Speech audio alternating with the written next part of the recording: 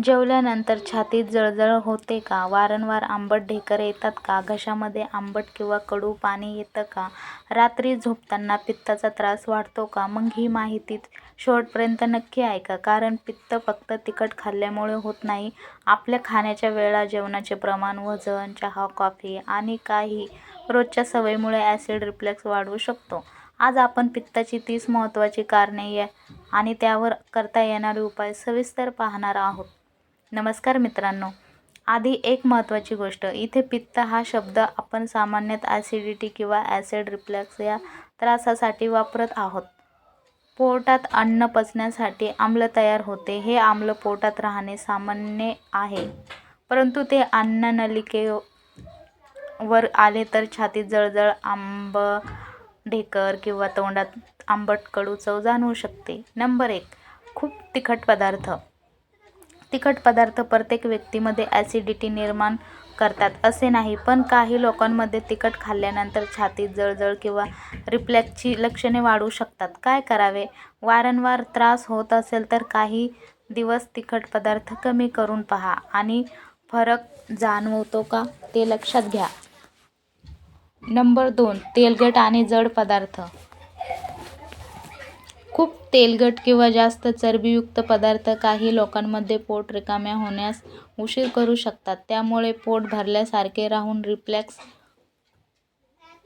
वाढू शकतो. काय करावे? तळलेले पदार्थ, खूप तेलकट भाज्या किंवा जड जेवण कमी करा आणि संतुलित आहार घ्या. नंबर 3. एकाच वेळी खूप जेवणं. पोट पूर्णपणे भरून जाईल इतके जेवल्यास पोटावर दबाव वाढतो. त्यामुळे पोटातील आम्ल वर येण्याची शक्यता वाढू शकते. काय करावे? खूप मोठे जेवण करण्याऐवजी योग्य प्रमाणात जेवा आणि अन्न हळूहळू खा. नंबर 4. जेवल्यानंतर लगेच झोपणे. हा ॲसिड रिफ्लक्स वाढवणारा महत्त्वाचा सवयीचा भाग आहे. जेवल्यानंतर लगेच आडवे झाल्यास पोटातील आम्ल अन्ननलिकेकडे वर येणे सोपे होऊ शकते. काय करावे? विशेष रात्रीच्या जेवणानंतर झोपण्यापूर्वी साधारण 2 ते 3 तासाचे अंतर ठेवण्याचा प्रयत्न करा. नंबर 5. रात्री उशिरा जड जेवण. रात्री उशिरा भरपूर जेवून लगेच झोपल्यास रिफ्लक्स वाढू शकतो. काय करावे? रात्रीचे जेवण शक्यतो वेळेत करा आणि झोपण्याच्या अगोदर जड पदार्थ खाणे टाळा. नंबर 6. चहा आणि कॉफी. काही लोकांना चहा किंवा कॉफी घेतल्यानंतर ॲसिडिटीची लक्षणे वाढतात. दिवसातून अनेक वेळा चहा कॉफी घेण्याची सवय असल्यास स्वतःच्या शरीराची प्रतिक्रिया लक्षात घ्या. काय करावे? चहा किंवा कॉफी घेतल्यानंतर जळजळ वाढते असे जाणवत असेल तर प्रमाण कमी करून पहा. नंबर 7. गॅसयुक्त पेये. सोडा आणि इतर कार्बोनेटेड पेयांमुळे पोट फुगणे आणि ढेकर वाढू शकतात. त्यामुळे काही लोकांमध्ये रिफ्लक्सची लक्षणे अधिक जाणवू शकतात. काय करावे? अशा पेयाचे सेवन कमी करून साधे पाणी किंवा इतर योग्य पेये निवडा. नंबर 8. धूम्रपान. धूम्रपानामुळे अन्ननलिकेच्या खालच्या बाजूस स्नायू कमकुवत होण्यास हातभार लागू शकतो आणि त्यामुळे आम्ल वर येण्याची शक्यता वाढू शकते. काय करावे? धूम्रपान करत असाल तर ते सोडण्यासाठी व्यावसायिक मदत घेणे आरोग्यासाठी अत्यंत फायदेशीर आहे. नंबर 9. मद्यपान. मद्यपानामुळे काही लोकांमध्ये रिफ्लक्सची लक्षणे वाढू शकतात. काय करावे? पित्ताचा त्रास वारंवार होत असेल तर मद्यपान टाळणे किंवा डॉक्टरांच्या सल्ल्याने त्याबाबत योग्य निर्णय घेणे चांगले. नंबर 10. घाईघाईने जेवणे. खूप वेगाने खाल्ल्यास आपण जास्त खाऊ शकतो आणि हवा देखील जास्त गिळली जाऊ शकते. यामुळे पोट फुगणे आणि ढेकर वाढू शकतात. काय करावे? जेवताना मोबाईल किंवा टीव्हीपासून लक्ष थोडे दूर ठेवून शांतपणे आणि नीट चावून खा. नंबर 11. तुमचे ट्रिगर पदार्थ ओळखा.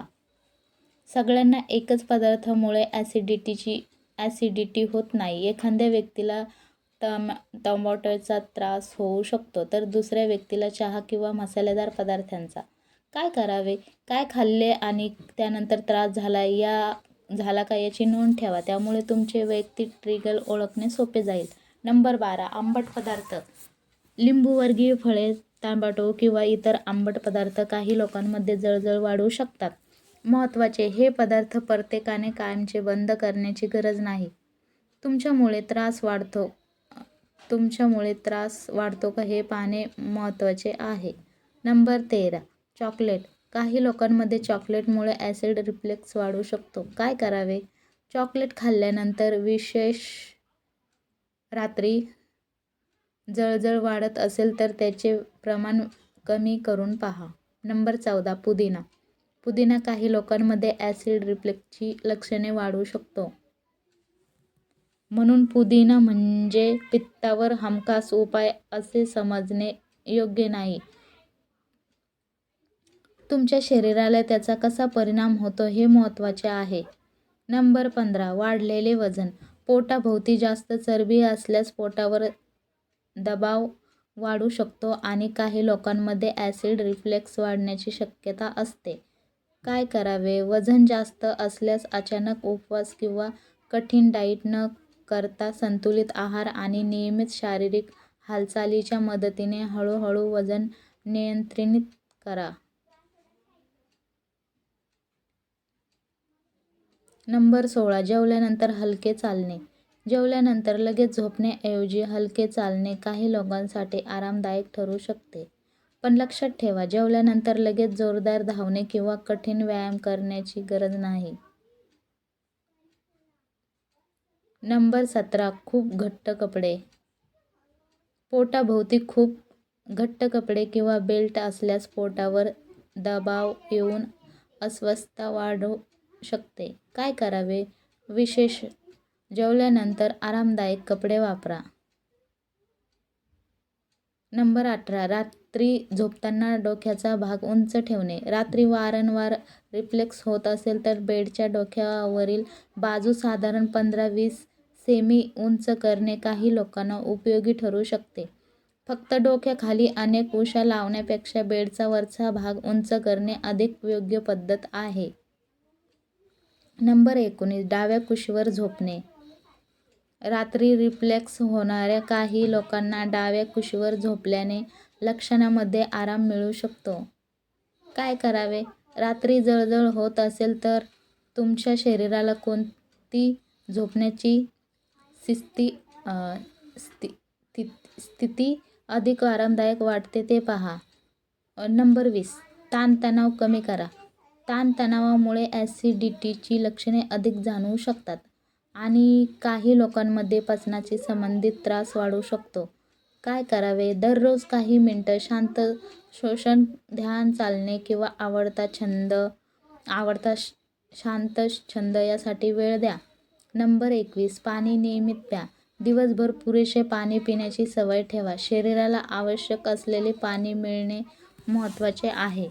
पण पाणी हे ॲसिडिटीचे हमखास उपचार आहे असे समजू नका. वारंवार होणाऱ्या रिफ्लेक्सचे कारण शोधणे महत्त्वाचे आहे. नंबर 22. स्वतःहून औषधं सतत घेऊ नका.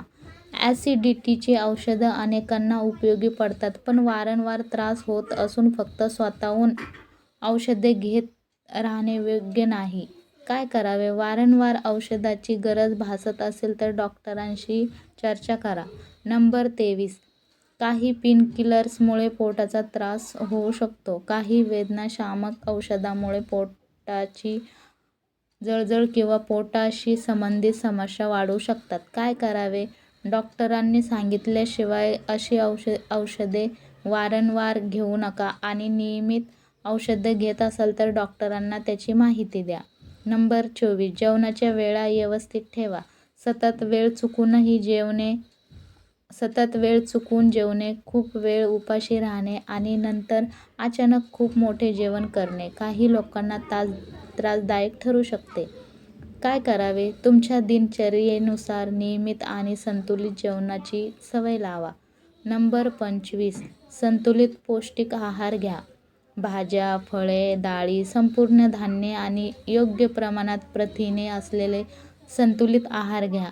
मात्र एखादा पौष्टिक पदार्थ खाल्ल्यानंतरही तुमची ॲसिडिटी वाढत असेल तर तो तुमचा वैयक्तिक ट्रिगर असू शकतो. नंबर 26.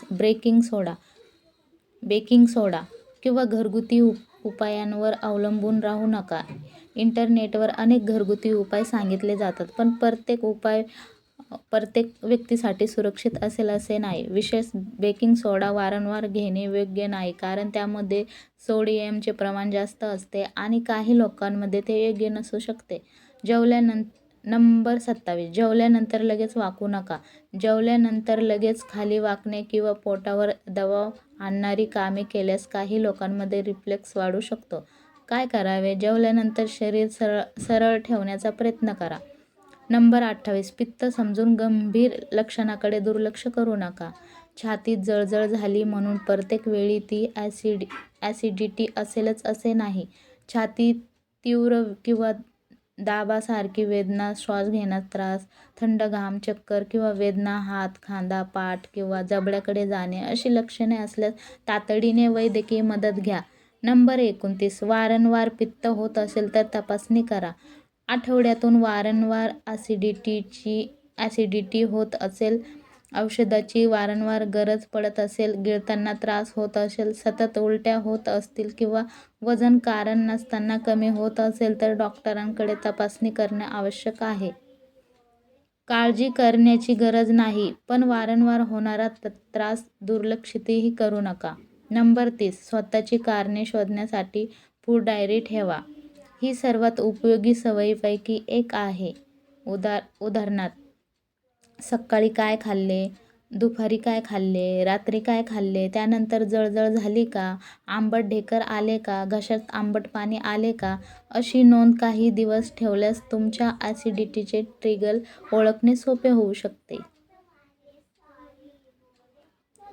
मित्रांनो, पित्ताचा त्रास झाला की लगेच एखादा घरगुती उपाय करण्यापेक्षा पित्त का वाढत आहे हे शोधणे जास्त महत्त्वाचे आहे. तिखट, तेलकट पदार्थ, मोठे जेवण, रात्री उशिरा खाणे, जेवल्यानंतर लगेच झोपणे आणि काही वैयक्तिक ट्रिगर याकडे लक्ष द्या. आणि